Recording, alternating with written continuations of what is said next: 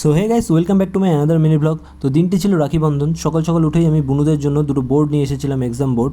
তারপর বোর্ড টোর্ড নিয়ে আমি চলে গেলাম বাইরে গিয়ে দেখি পঙ্গপাল সবাই দাঁড়িয়েই আছে আগে থেকে। তারপর আমি চলে গেলাম ওদের পেছন।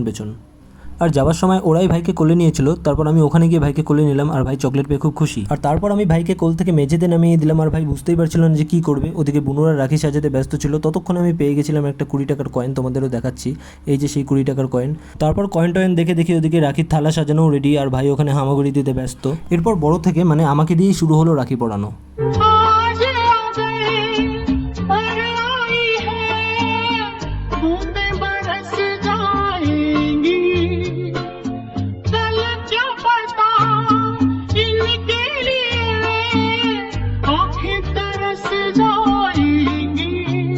তারপর রাখি টাকি পরে খাওয়া দাওয়া করে ভাইকে একটু ঘুরিয়ে বাড়ি চলে আসলাম। তো আজকে মিনি ব্লগটা এতটুকুই, দেখা হচ্ছে অন্য কোনো ব্লগে। টাটা।